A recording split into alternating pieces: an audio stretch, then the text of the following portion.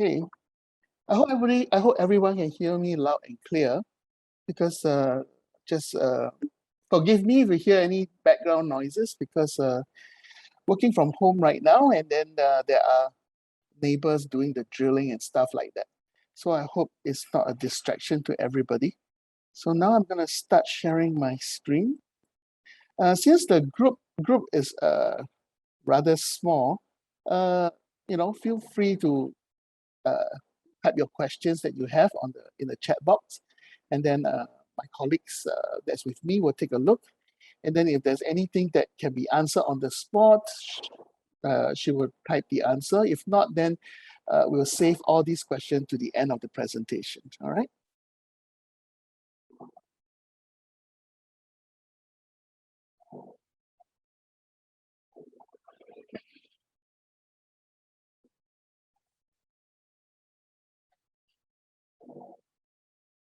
Okay, as we talk about today we're talking about resume writing. And there are many ways to write your resume, and I'm sure that some of you may have attended several workshops by other organizations on how to write a good resume. So let's start with this premise that there's no such thing as a perfect resume. So, it's whether your comfort level in how you want to use that resume to help you land, not the job, but to land an interview. So one of the latest trend is using storytelling to write a resume. So this is what I want to share today with all of you, and I hope that you'll be useful and it will be beneficial as you use this method to try to land yourself an interview. Okay, for those of you who may not know us, we are from the IBF Careers Connect. IBF meaning Institute of Banking and Finance. So we've been around for quite some time, but in terms of the Careers Connect, we only started very relatively young. In fact, I think we are about 3 years old only. So what do we do as a career advisors? So we provide coaching, one-to-one coaching services, and also we conduct workshops such as this one that's specially curated on a subject matter that is popular, that is in demand, that is useful for job seekers. And sometimes we also organize events, but of course not as much now due to the COVID. And the other part we do is we do have a partnership with other recruitment or network events organized by other people. Or, we also have, once you come to see us, you become part of our banking and finance candidate pool, whereby sometimes the FI may come to us to request for certain type of profile, and the career advisors will then try to get contact with you and try to refer you to those jobs. And last but not least, we also do transformation and outplacement support. I mean, unfortunately, retrenchment has become something that is happening, whether in good times or bad times. So what we do is we conduct with our partners on change management workshops, and then we conduct town hall meeting, of course, one-to-one coaching, and of course to do workshop on how to do a job search, how to do a resume writing, and how to do networking perhaps. The pillars that we call that helps job seekers to land the next adventure, so to speak. Okay, that out of the way, let's consider some statistics, all right? So on average, you're looking at 250 resumes per job. So this is the competition that you are facing, right? And out of these candidates, about 4 to 6 will be interviewed and only one will get the job offer. So as you can see, when you do a job search, there are several stages that you go through.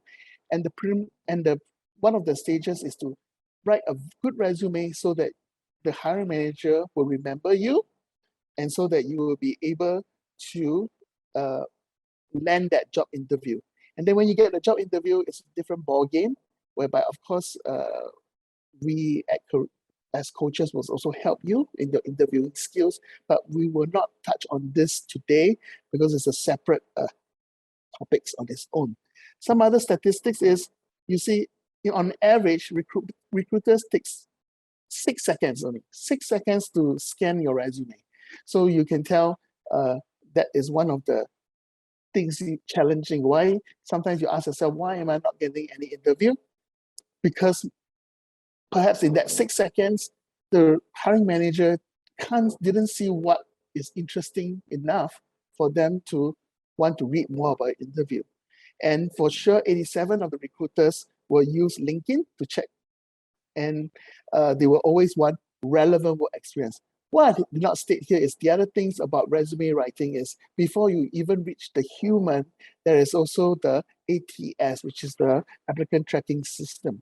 All right. So don't worry, when we talk about this way of writing a resume, we will also take into account of the ATS, and so that we will also be able to help you get past the ATS, and so that your resume can land in front of the hiring manager. So many of you ask, so what do I get out of this? So at the end of the session, I hope that you'll be able to build a personalized story resume that will capture attention. All right. So note the word personalized. So please, whatever example that's given out here, you can use it as a guide, but make it personal, make it your story, because this is why we call storytelling your resume. So you learn what makes a good story, how to do, what kind of headlines that you should consider, write a good career summary. During the work experience side of your resume, what is it that the hiring manager usually are looking for, and what to write in terms of your achievements and any other information that you feel is relevant or will be helpful to you to land that job interview. So as I said at the beginning, for those who hasn't joined us yet, there's no such thing as a perfect resume, all right?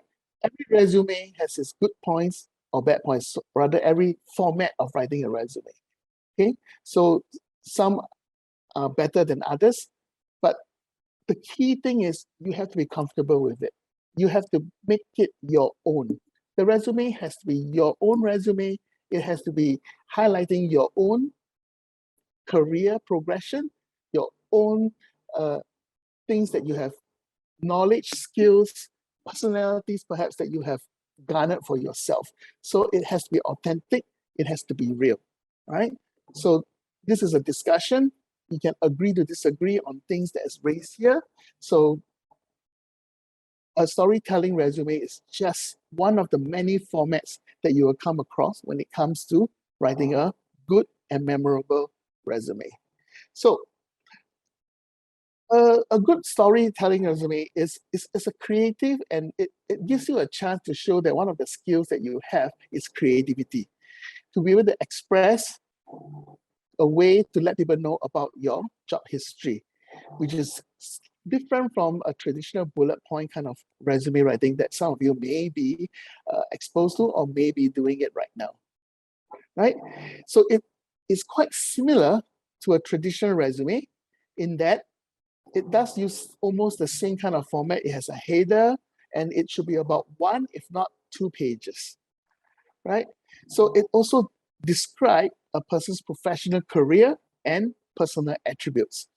So what makes it different is now the person that's reading a resume will reading it as if it is a short story. And you are the hero. So the resume is highlighting you. You are the hero of the story. So what are the characteristics of the hero? This whereby you show them what is my superpower perhaps, what is my skills, what is my knowledge, what is my achievement. So this is why we call it reading it as a short story. It's a way to engage the reader because you're going to give examples whereby the readers can relate to, and so that it will connect with the reader who is the hiring manager. So this is why one of the methods that is coming up right now is called the storytelling or story-based resume. Okay, so what makes a good story? Many of you read books, perhaps. Many of you watch a movie also to decide what is really a good movie. So first is the characters. Mainly, it is you. You are the main character, but of course, there are also supporting cast in a story, whereby you may include your co-workers, perhaps your customers, or other fellow or your employees. All story needs a setting. It needs a place, right? So it must let the reader know where is this thing taking place, or and when is it taking place. So it could take place in the company itself, the organization. It could take place just only in your department, or even to the specificity to the team that you're working with right now. So every story needs a good plot. So many of us, people will tell me, hey, Lionel, I do not know how to write a story, or I do not know how should I start? What should I include? So you can choose any of the four or all four. It doesn't make any difference. Okay, so it could be about a monster slaying, whereby you are faced with a lot of challenges, a lot of difficulties, but somehow with your superpower, which is your skills and your abilities, you solve the problem, and then you achieve great things, your rewards, regardless of all these monsters or things that gets in your way. So this could be part of your story in where you can put in your work experience, which I shall show you later. All right. So it could be also about a quest. Some stories about quests, like Lord of the Rings, all those fantasy things that you read. It could be about a journey whereby you work with your fellow workers to achieve some major goal, overcoming all types of challenges that is before you. The third type of the third type of story could be what we call a rags to riches story, right? It could be, okay, I start the company from an entry-level position. Slowly, I gain skills, I gain experience. I start to be given responsibility. And at the end of the story, I become an integral part of the company whereby I can contribute a lot to the company. So it could be a rags to riches story. Fourth kind of story could be a rebirth, meaning you arrive at the place, everything is in a mess. Maybe the computer system is backwards. Maybe there's no standard operating procedure. Maybe there's too much administration work that's not getting any value. So you come in and you transform the whole thing. And when it was a problematic situation, now it becomes a good situation whereby productivity increased perhaps, or costs reduced, revenue increase, margin increase, market share increase. So this could be another type of story. So basically, this four type of story can be found throughout your resume, whereby you decide to put them at each job position that you're holding. All right. Okay. Every good story also need a conflict, a problem, right? So a problem could be the whole company faced the problem, right? It could relate to your work. It also could relate to your competitors. A problem or conflict could also be, for example, about a thing. As we mentioned just now, maybe you start work and you realize that everybody is not using the latest software, or there is no app. You could have introduced an app to help the work process or to help things to get along, but it wasn't there. Or it could be a challenge to a specific situation, right? So maybe you come up with something that is not up to speed, a portfolio that's missing in certain things. So it's very related to a situation that you are facing. Or it could be a person. Perhaps you are here to replace somebody, so you are here to do the cleanup. So this could be part of like the rags to riches plotline, whereby the challenge was you're replacing an unperforming predecessor and how you change the situation around. I'm sorry, I have a bug in my throat and it's really irritating me. Okay. And of course, all good story must have a good conclusion, which is the resolution. So what happened? What happened after you intervened? What happened as a hero of the story, where you took over certain things, or what happened to the quest that you led, or what happened to the monster that you slay? So what did you increase? What did you improve? What do you enhance? What do you strengthen? So these are the things that a hiring manager look for, right? Not the what you do, but what happened after you've done something. Okay, so whenever possible, give a quantify your accomplishment, right? Quantify means give a number value to it.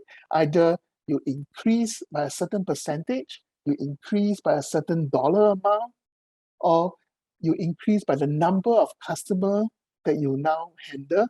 So, or you increase by percentage, cost cutting, in save the company X amount of dollars, or save a certain percentage of the annual expenses. So give numbers to quantify your accomplishment, right? So this is what, because everybody likes to have numbers. They like to see numbers on your resume. Okay, so you can think in terms of the individual results, or you can think about the big picture. So when it comes to talking about your achievement, you can qualify it by saying that I became a better leader in that, I'm always picked to be the leader of the team, right? So this is your personal achievement. Or it could be an impact that you did with the company, right? It could be an accomplishment that you did after introducing this software. Productivity increased by 15% and customer increased by 20%, something like that. So it impacts the entire company. So everything at the end, what was achieved, what happened. So this is what a good resolution of a story is supposed to be. Okay. So building a creative storytelling resume, as we said, it will include something like a headline. It will include something like a career summary, followed by your professional work experience, your education, and as we said, if you want to include other information that's pertinent, you put it after your education. Now, remember, this is only one of the format. It depends on the situation, right? It depends on your career at this point in time. For some of you, if you are a fresh graduate and you don't have much career summary or work experience, but you did very well in school, so you may decide to move your education just below your headline, right? It's entirely up to you. As I said, the key thing is you need to be very comfortable. You need to know how to talk yourself during the interview about your resume. Okay, so this is an actual job description that I'm going to base my resume about, right? So this is actually looking for a private banking in an RM position, right?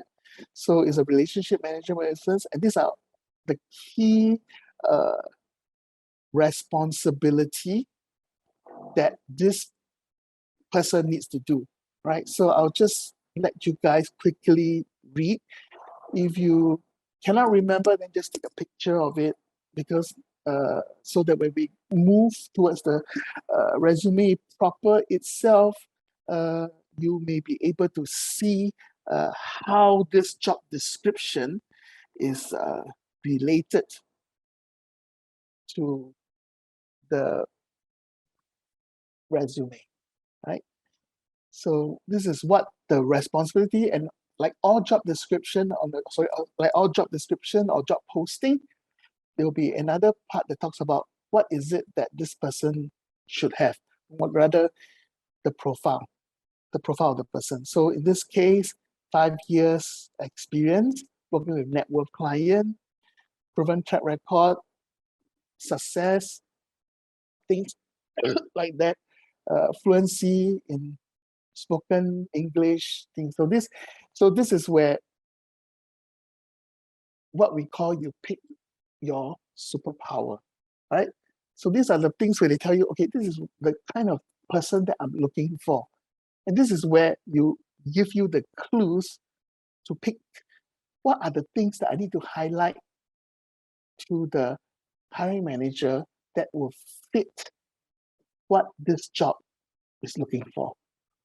And by picking out your superpower, in a way, you are also satisfying the ATS, whereby it picks out keywords, key matching words on the resume, so that you can do a one-to-one, you can do the matching as much as possible. Because the higher you match, the chances are you will pass the ATS, and the human being will be able to read your resume. All right. So maybe many people ask, hey, I do not know, Lionel, I do not know where to put my skills, what are they looking for? The clues are usually found in the must-have or the requirements and things like that. And you may ask also, which one should I pick? By the human psychic, usually people, when they create this job description, they write to put what is important in the first 3 or 4 points. So try to highlight those first 3 to 4 points into your resume. Of course, the more, the better. But if you want to say, what should I put in the beginning? That's where you put at the beginning. Remember, they only look at your resume for 6 seconds. So in the 6 seconds, they cannot pick up all the words that's here, like how many years of experience, whether you know your products, whether you have a strong analytical or risk management skills. If they cannot find it, chances are they will not continue to read your resume, right? Okay, so I've seen a lot of resume, and usually some of them will give me something like this. They'll put their name and they'll put their objective or obtain a position in the relationship manager, because that's what they were taught. Tell them what is it that you want to be. So because this advertisement for relationship manager, I just put, okay, I want to be a relationship manager, right?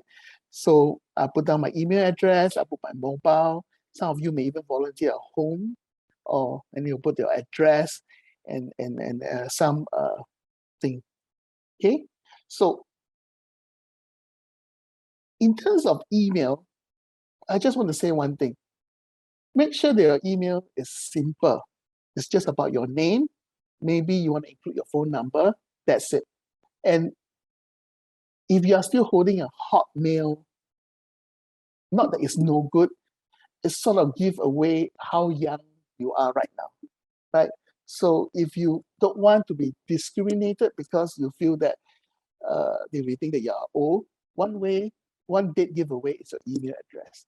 So try to get a Gmail, because that's the latest, or anything that is even later than Gmail.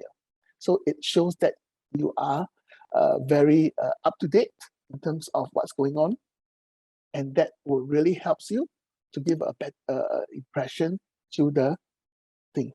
Okay, certain information here you can decide to include or not include, right? So usually we don't recommend to put your home number, because you're not always home unless you're always home. And the other one is you not need to put your address if you don't want to, because it's just a piece of information that don't really add value to your resume. Because remember, you need to keep it about 2 pages. So you try to put relevant information onto your resume. So when we talk about creating an eye-catching headline, we mean that, take this opportunity to create a tagline. You know how many brands, they always come with taglines, like Nike, just do it, KFC, finger licking good. So why not do it for yourself? So remember, when you look at the job description, they find out what kind of person they're looking for. If you have taken a picture or you refer back, you find that the word grow appear at least 3 or 4 times in the job description. So you know that the company is looking for someone that is looking for growth, which is why I chose a growth-orientated relationship manager. So again, it's up to you to check. There are clues, always clues on the job description to let you know what kind of person I'm looking for, and you will try to pivot yourself to that kind of person. Of course, I'm not asking you to lie. So if you call yourself a growth-oriented relationship manager, then I would expect you to have examples on your resume to talk about how you grow personally as yourself, and or how you grow the portfolio you're handling, or how you help the company grow, right? So number one sin of resume is you cannot lie. Don't lie, don't embellish. So yes, we ask you to match, but please only match those skills, knowledge, experience that you have. Don't use other people's example and put it on your resume, all right? So email is there, mobile is there, and as we said just now earlier on, if 87% of the job hirers will look at your LinkedIn profile after that. Does it mean you should have one? Well, there are cases whereby you will still be hired even if you do not have a LinkedIn profile. But to have a LinkedIn is very beneficial. I'm not working for them, so I can say that. It really helps you in another aspect of your job search, which is your networking, which is, again, it's another different topic, which we do cover on other workshops. So it's good to have a LinkedIn profile because it provides you visibility in the cyberspace, so to speak. Because so that if people need to look for certain kind of people, if they, let's say I want to look for someone who's good in data analytics. So if I type data analytics and your LinkedIn profile happen to have such words there, then you will find yourself be able to be seen by recruiters or hiring managers, whereby if they're looking for data analytic people. So yeah, try to have a LinkedIn profile, try to have one and keep it active, keep it visible. So after the heading, as we said, usually is what we call a career summary. Some people call it a executive summary. Someone, there's different terminology, but let's call it a career summary for this sake. So you can see before there's any storytelling element in it, this person, me, that is, I try to match. So, they say must have experience. So I put down I have the experience. And I look somewhere, they say they need, proven track record. So, okay, I also put, I have proven track records, and I see grow. Okay, I put growing assets also, right? Then I put down, okay, I'm result driven, all right? Who drives results. So be honest, when you look at this, would you be interested in this person? Will there be question marks that you raise to know, is there anything that I'm not getting? It's like, is this person helping me decide to call him in for an interview? Right? Okay, he or she has the experience, but so what? Oh, okay, he has track record. Yeah, but what is the track record? He grows asset, but how much did he grow? Did he grow it by 1%? $1? What do you mean by grow? And result driven, who drives result? Question marks are raised. So what will make a good career summary? A relevant one, all right? Number one, what have you done? The story, what is the overarching story of your career? So you think back, in the last 10 years, okay? Because relevancy counts. So usually hiring managers are interested within the last 10 years. So think back on the last 10 years, what have I done? What have I accomplished? Right? So what are the results that I've done? What values can I deliver to this new company or this new role that I want to work for? Right? So what have I been consistent when it comes to my success factors?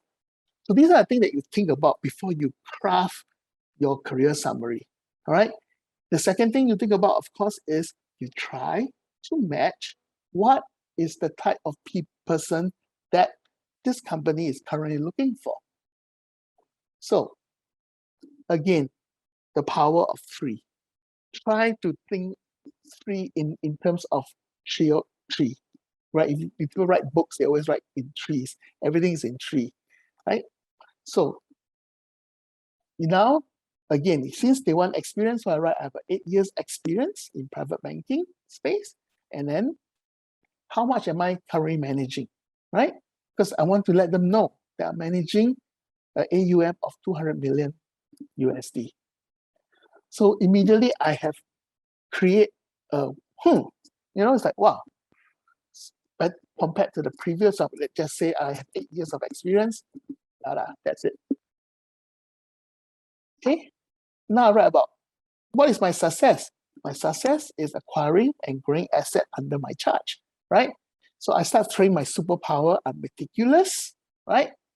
And because of my meticulous management of my portfolio, I expand the market by 10% since I joined the organization. So you notice how I'm now telling a story about myself. I'm the hero of the story, right? I have spent 8 years doing my job in various jobs as a private banker, right?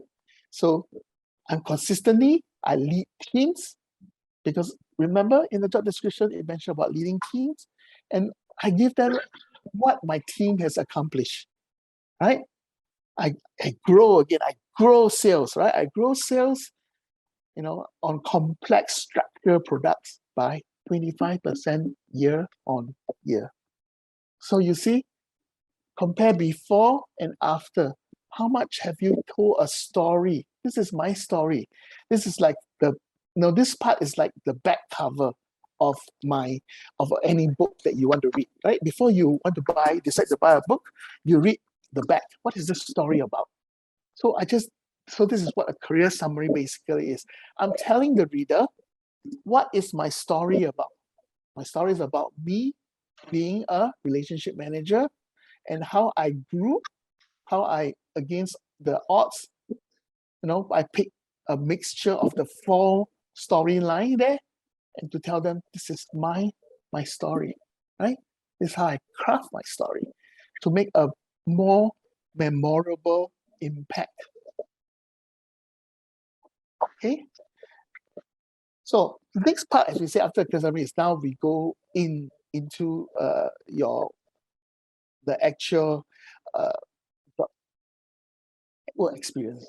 So this is a typical what we call a bullet point kind of resume, right? So I try to, if you see, I try to match. In fact, I match so much that if you look at this thing, what kind of impression it gives you? If your impression is, hey, it looks like a job description, then I'm sorry, can someone mute the mic? Whose mic is on? Yeah, thank you. So this is me trying to match by giving a job description. So if your resume look like a job description, then I'm sorry, guys, as much as you try to match it, it's not going to impress the hiring manager because it's like, hey, I created this job description and you're just maybe changing a little bit of the words, everything, you just regurgitate everything back at me. I'm not interested, right? Because I know that from 2015 to present, you most really know how to do all these things. Because if by July 2015 until now, you do not know how to do all these things, then you're obviously not a very good RM. So what I'm interested right now is, tell me more. What is it that you've done? What is it that you do? What kind of, it's not what you do, it's how you do it. So what does storytelling now tells you? So as we said, now this is your job role. So now I'm going to tell a story about what I do in my job. So the story of what I do in my job, right? Same thing. I talk about, I give a setting. Economic situation is no good, but I still manage to manage my high net worth clients in what kind of market that I'm good in. right? How many clients am I doing? And how much is the net worth of my client, right? Instead of just saying, oh, I handle day-to-day service, but I do it by, well, how do I do it? I understand my clients' needs. I know them very well, right? I give them marketing insight, right? I tailor make the product for them because I know what they want. I know what they need. I know what is their pain point. And I managed to grow. I managed to grow their wealth by 20%, right? Based on their interests and without compromising on the guidelines and the company policies so that I minimize risk. So instead of just saying, I do this, I do that, and I now put it in a way that now the hiring manager can relate. Even if a hiring manager doesn't know what a relationship manager knows, by reading this, he or she will like, oh, okay, so that's what an RM does, or part of what the RM does, the story, right? Right? So started by recommending conventional and non-conventional investment instrument, maximize portfolio returns, da da da da da da. At the end, right? Because if you read the job description, they say they want someone that knows a lot of different instruments. So this is the part where I tell them, I know a lot of instruments. I know the risk appetite. I know based on financial status, all these things. I know I do my job, and at the end, I give an alpha returns of 15% per annum. And if you see, this is exactly the same length as the previous bullet point. Some people will say, hey, if I were write in paragraph forms, my resume will become very long. Well, this one shows you it's not true. Because as long as you are focused on what you want to say, right? The rule of three, focus on what you want to highlight. You can write in short sentences to form a very rounded paragraph, which is the same length as you have put down 10 bullet points, which have no connection. This is different. This one, I have connected my skills, my knowledge, and the results together. It becomes a complete story. And if I want, the next part is really up to you. Some people would like to talk about their achievement. So if you want, okay, these are 3 stories about myself, but if you want to know my overall achievement while holding this job, well, I can put it down as a achievement part, right?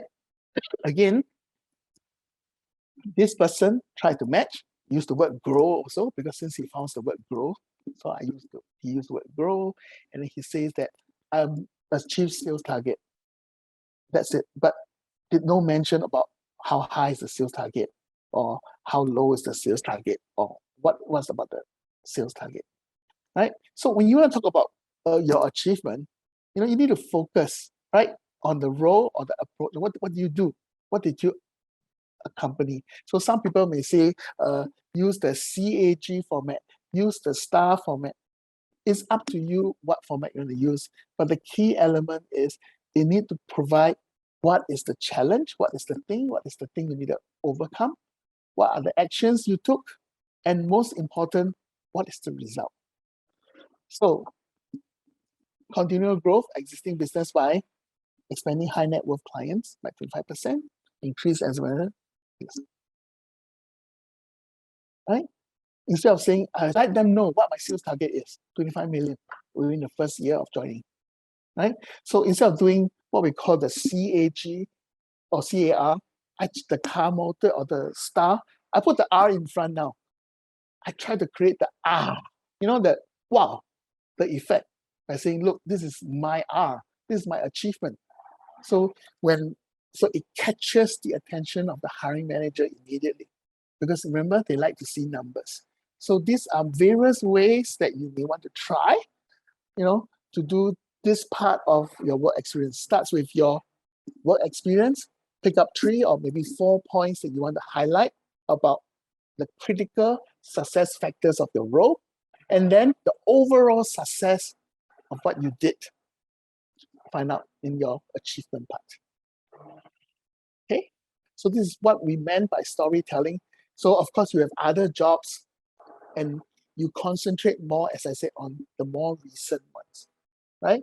So you concentrate a lot more on the recent roles, all your accomplishments is there because you want in that 6 seconds or so to impress, to leave a memory. And storytelling is one of the better ways to make them remember. Like, which is easier to remember? Tell them 3 stories about yourself or 10 bullet points about your job description. You be the judge. Okay, so I'll just quickly say, if you want to do about your education, if you have something to boast about your grades, perhaps you want to boast about, if you want to let them know more information, or just, you may say, okay, my major is in finance, right? Or, or in economics, if that's what they require, let them know. If they say that, okay, I want a CFA preference, so just say that I've done it.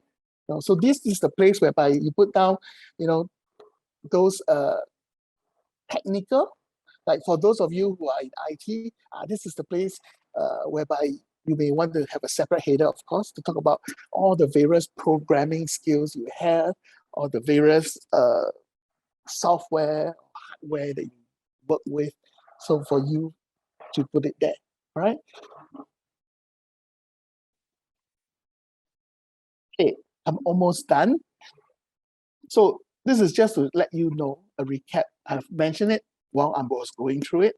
If you see on my left, on your left is the career summary part that I have created and how it matches the job requirement as stated by the posting that I base it on.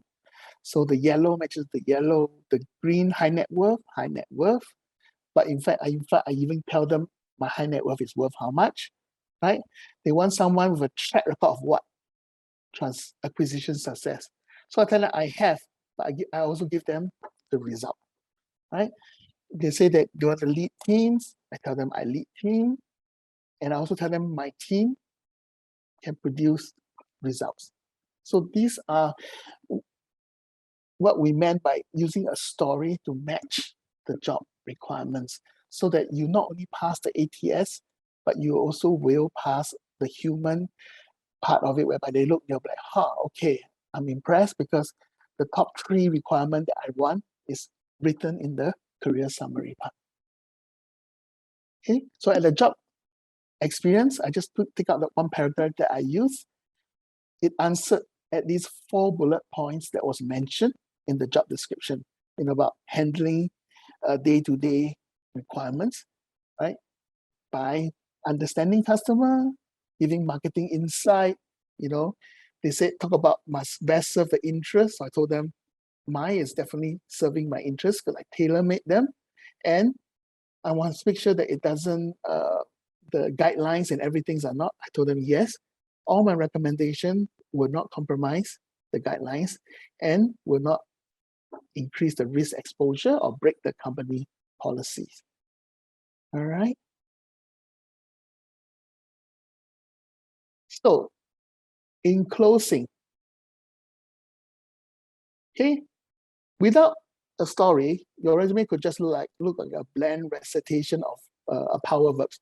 So how sometimes you read about it, just put in lots of words that is matching with the job description so that you'll pass the ATS. But if you can do that, don't get me wrong, you'll definitely pass the ATS. But would it impress the hiring manager, the human side? Would they try to connect the dots that you just threw at them to form an idea of what kind of person you are, or how you bring yourself to the table? You be the judge, right? So remember, the best resume are those that market yourself, right?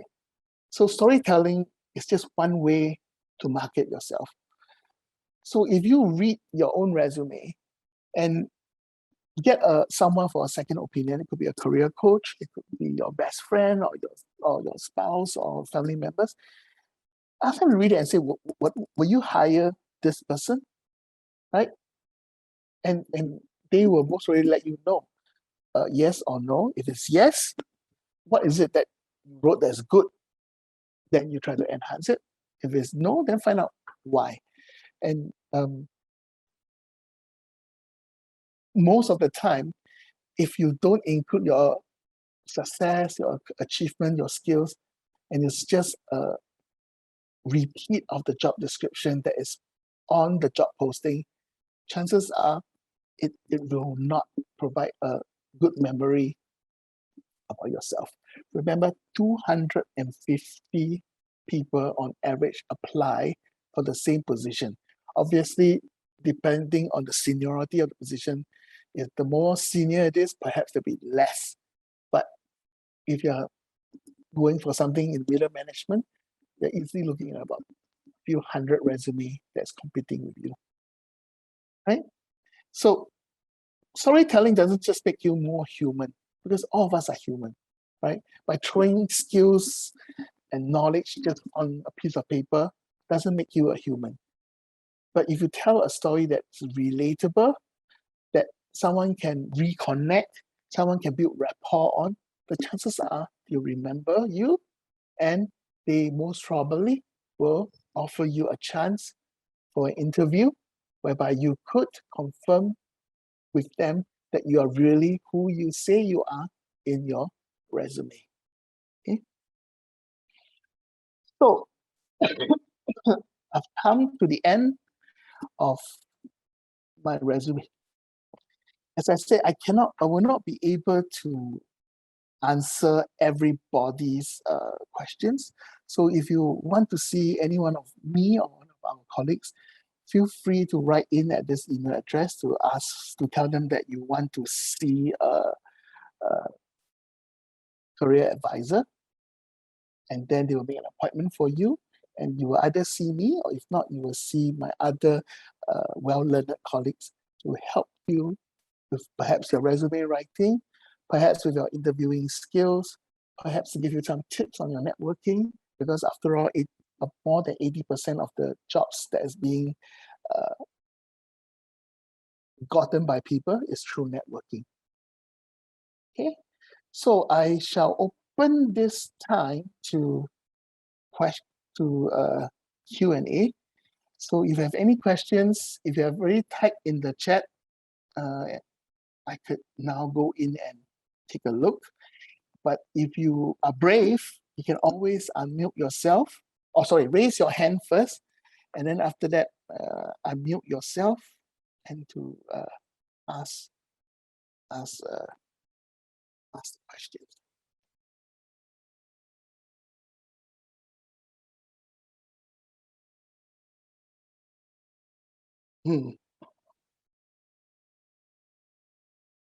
So, any question that anybody? Because this is a small group, please take advantage so that you could actually be able to get a more detailed answer. Because usually during webinar, there's really no time. So I've making this presentation short so that you guys have at least half an hour or so to ask questions. Is there any questions that you would like to ask? I know there's not many people, so you don't need to be shy.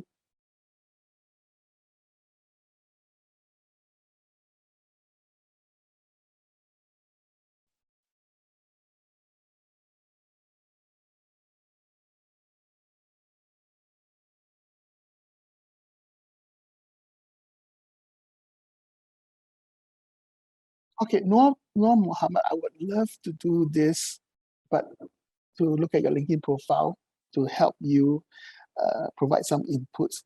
But given that this is a resume session, do you have any question that's more related to resume?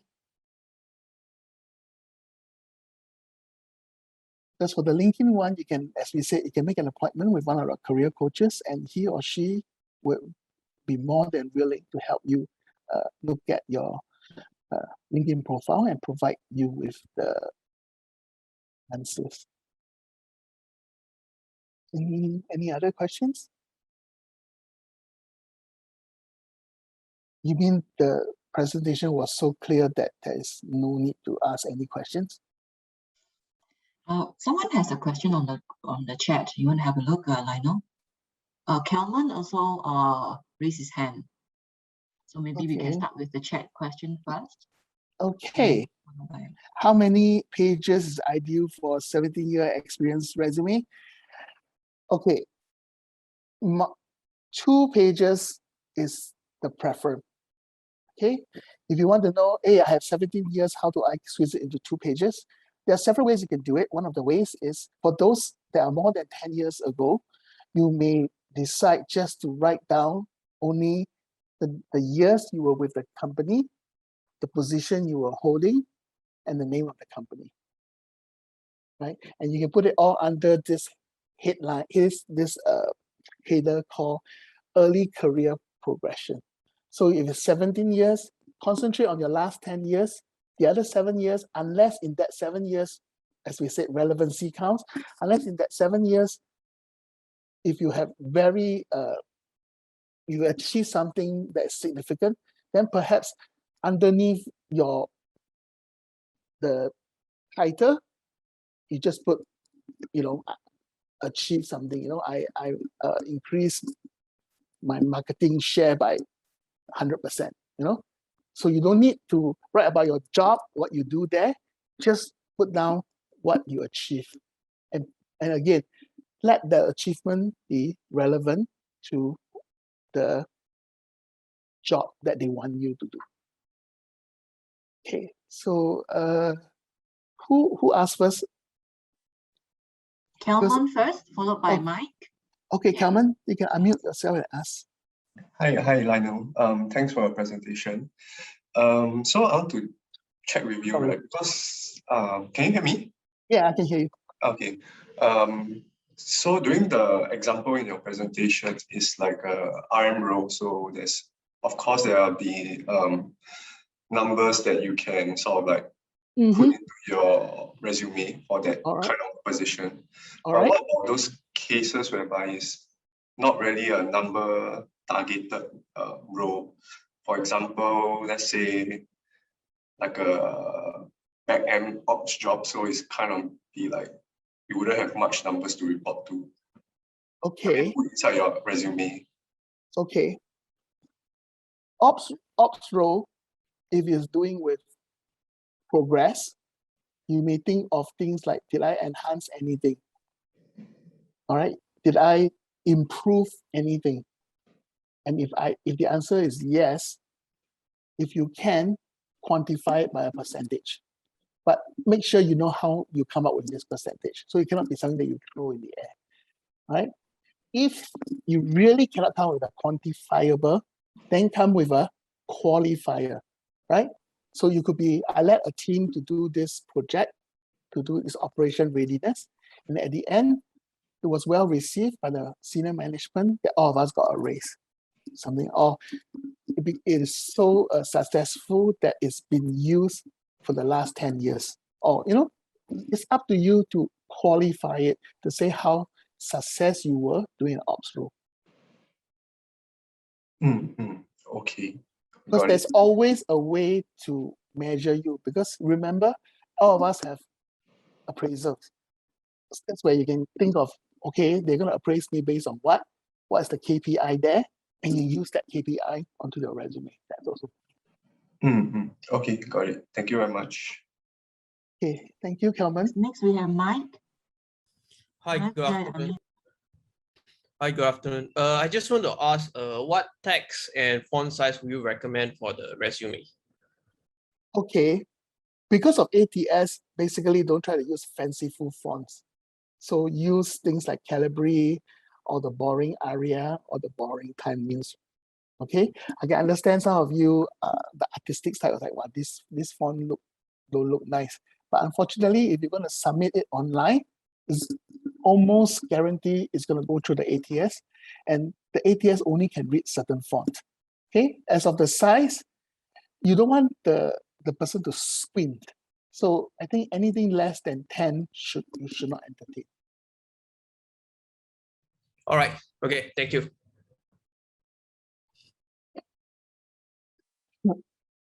Anybody else have anything to ask?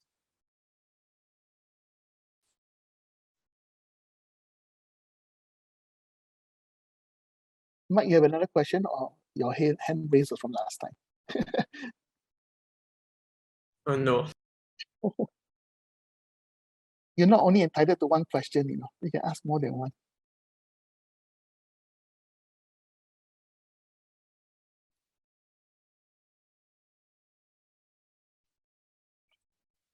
Do you have anything that's unique in nature to yourself? Maybe something that is only happened to you, but you don't think is, or you have trouble trying to come up with? Like you have a problem in coming up with a career summary, you like some tips, you can always ask.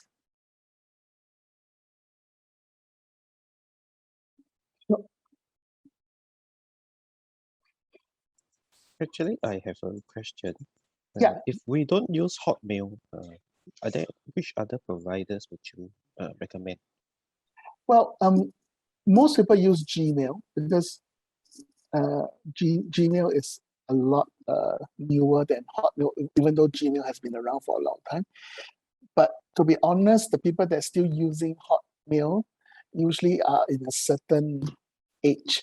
So if you do not want, to be discriminated because they may suspect that you are of a certain age rank, then use another email address, impress them with your accomplishment first before they realize how old you are. That's one way to beat ageism. Impress them with your career summary on the things that you have done, things that you accomplished that matches what they're looking for.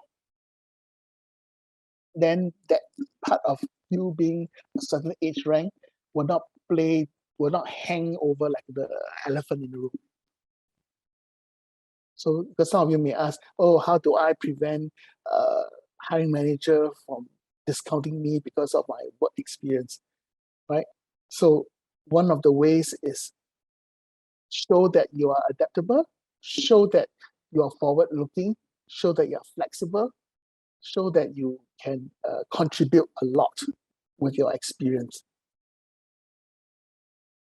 That's one of the many ways that you could convince the hiring manager to grant you an interview. Thank you. We have a question in the chat. How would you advise an individual doing a career switch to write their resume summary? Okay. One thing when you do a career switch, the question that always comes to the mind of, there's actually 2 to 3, but one of the things that would be helpful is to let the hiring manager know why you decided to switch. All right. So some of the examples that has been given is perhaps you had a time, because of COVID, you have a time to recalibrate, you have a time to think, and you decide that, look, I think that my calling is in something else. So this is why I make a switch. The second thing about making a career switch that may concern the hiring manager is, what is your expectation, right? Because if you don't have enough transferable skills, that is, right? They are concerned that what if you get bored at the job? Because usually you're going to get something that is not really the same seniority as your previous job, right? So how can I keep you motivated if you have no experience and you just want to switch, right? So this is the second. Third, but not least, is salary expectation. But let's leave salary expectation aside first. So how do you do that? So that's where your career summary or maybe your cover letter is going to come into use if you are a mid-career switcher. So you may want to use your career summary, okay? Emphasize your transferable skills, meaning skills that you have now that can be used in this new role, right? So it could be something like analysis, it could be something like communication, negotiation, problem solving, conflict resolution. So this could be your superpower that you want to highlight, okay? After how many years of experience, I have all this, right? This is your premise. And all this superpower enable me to be successful, and you got to tell them how successful you are, right? So again, those quantifiable, qualifiable things that you want to mention. So you set yourself up. So this is things. So and then you can slowly move in. Okay, at this point in time, I've decided maybe due to restructuring of my company, maybe due to certain things, I've decided that I think that this is what I want to do now, which is why I'm applying for this position. So that's how you can approach. And then throughout your story, it will be a story about change, a story about adaptability, a story about learning fast. So these will be your other superpowers that you have that you can highlight to the hiring manager to let them know that you are more than able to meet the switch. Of course, if the switch needs some technical knowledge, maybe you need some certification, maybe you need some qualification, that is you have to let them know that you are perhaps pursuing this qualification now, or you already got them, right? So when it comes to technical or legal matters, well, transferable skills can not really. So even if you want to make a switch, make sure you do your study. In fact, one of my colleagues does this career switch kind of seminar on what are the things that you need to think about before you do that switch. So before you switch, even you must really make sure that you have enough transferable skills and you have the bandwidth and the time to get the proper qualification or certification that this job needs you to have.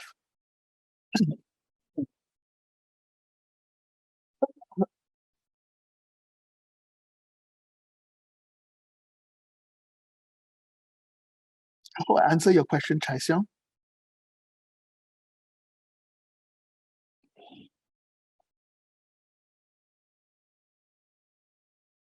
I don't understand what you mean. Will you be interested in a career switch webinar? Perhaps you can answer by audio verbally.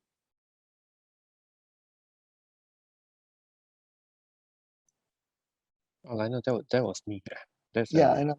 yeah, that's just a marketing question from me to the audience today. This is Kang Xuan here. Okay. Thank you. Rest of the audience, do you have any questions? Please feel free to use the chat. Or just you unmute. can raise unmute hand now and as well. so yeah.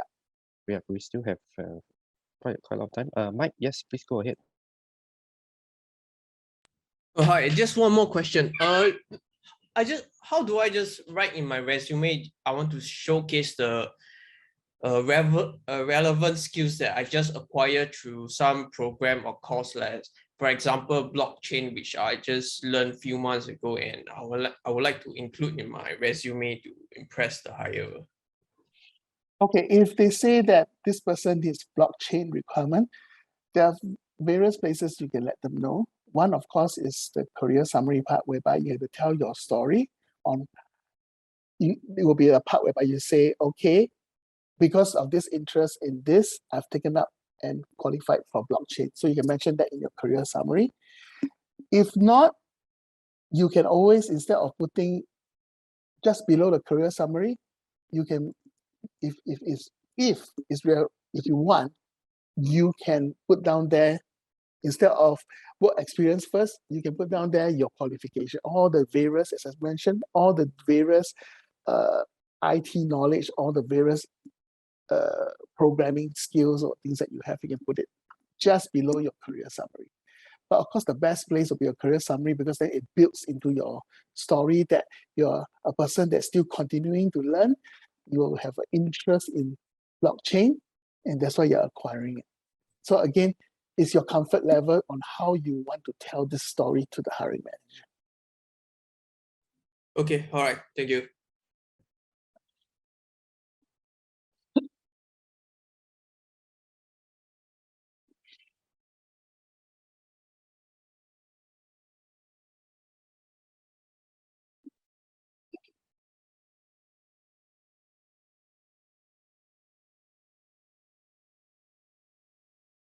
Okay.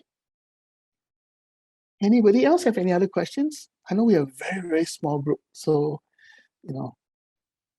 take advantage of it.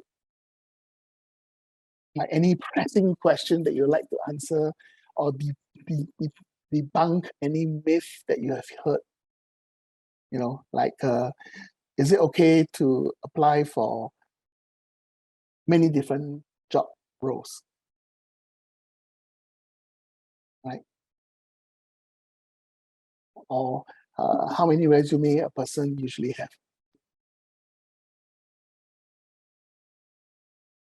Any questions you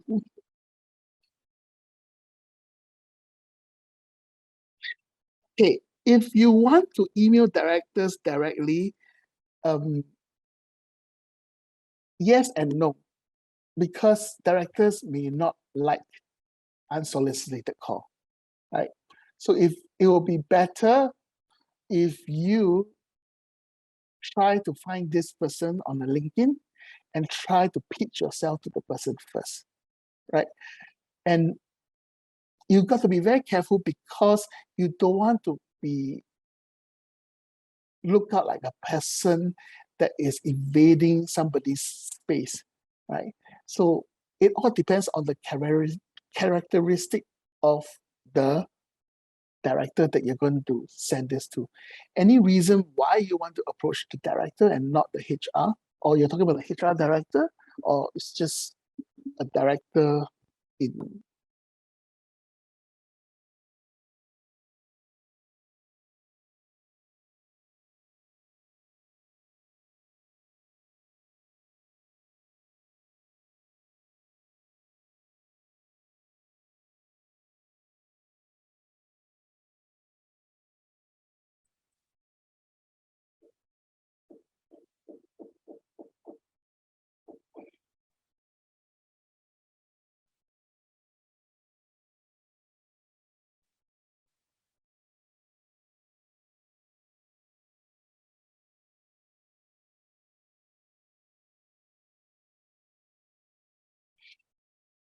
well, I do have, but is I mean, given the time itself, if not, then we can close if you have no other question, because I mean, there are other topics that like if I'm a job hopper, what must I do? If I'm a senior with little experience, what should I do? Or if I just came back from I need to leave my work and I want to come back. So all these are various that are more unique to the individual, which will be better served if that person to come and see a career advisor, whereby we can sit together and then we can go through a resume on how to address such things like a way for come only just return to the workforce.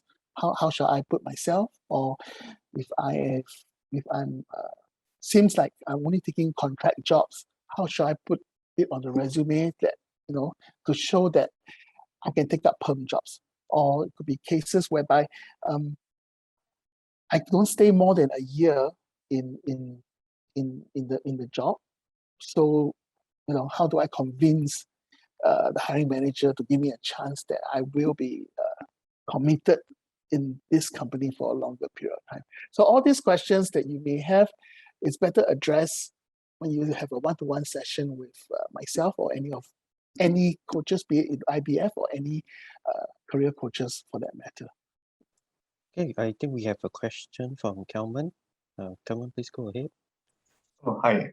Sorry. Can I check again? Okay, so you mentioned that so there's a general popular belief that the pointers are supposed to be more succinct, right? In your resume writing.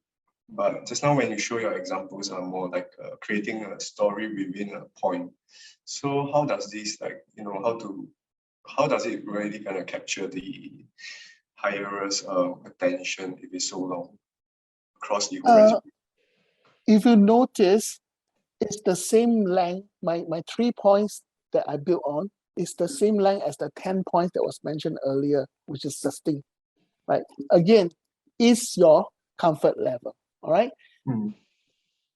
To me, because if I have 10 resumes that look all bullet points, and all I can have is what this person does, and maybe a little bit of what success, I cannot have an idea of how this person is like when he's working for me. But on the other scenario, I can picture 3 instances where I can picture this person contributing in the role that I'm going to assign to him. So that is the selling point. Again, is your comfort level on how you want to portray yourself to the hiring manager. Mm. Okay. Because it didn't lengthen it. It's the same length. But it's just that instead of just writing a point across that perhaps I have this skill, I gave a setting, I gave a plot line, I gave them, most important, I gave them the result.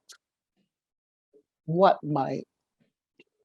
I did, my day-to-day, just not day-to-day, but my day-to-day, I helped the company grow by a certain percentage.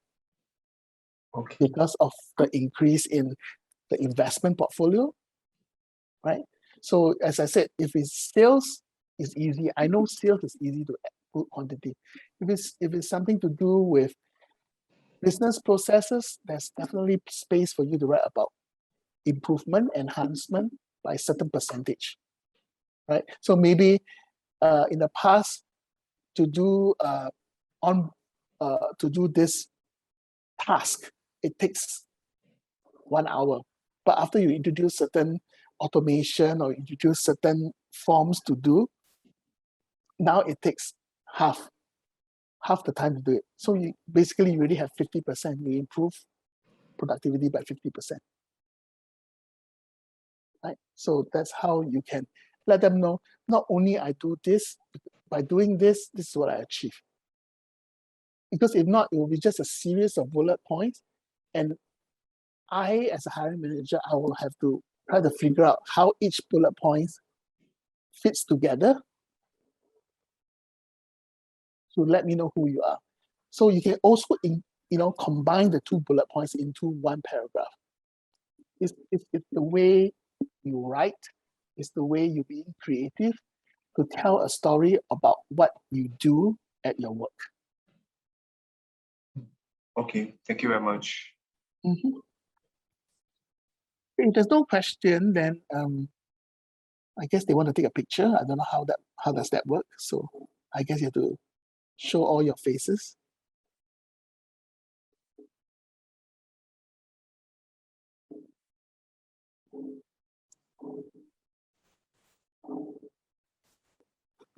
Hi everyone. If you have any further questions, can I suggest that you take down the URL that I've just added in the chat. So that's our IBF Careers Connect site, as well as the email. Our IBF sisters and brothers here, they'll be there to assist you. If I recall correctly, it's within 3 days, and all sessions will be virtual. And Right now, yes. That's right. That's right. So also once again, please join me to share our appreciation to Mr. Lionel and the IBF team. And can we turn on our cameras to take a photo together? Let me. Okay, let's do a gallery view.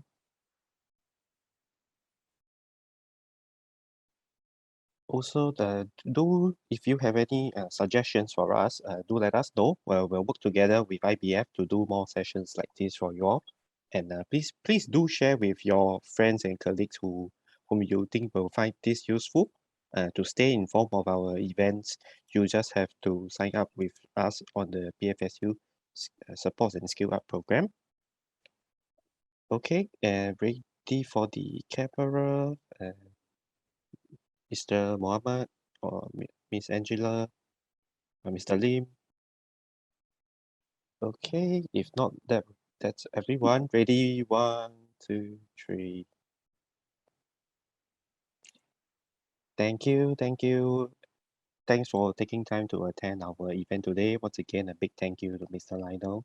Thank you guys. Thank you guys for ours- taking the time to attend this. Hope everyone found the session useful. Yep. The recording will be put up on our YouTube channel this week. So do follow us. And once again, thank you very much. This is BFSU and IBF signing off. Thank you. Okay, thank you.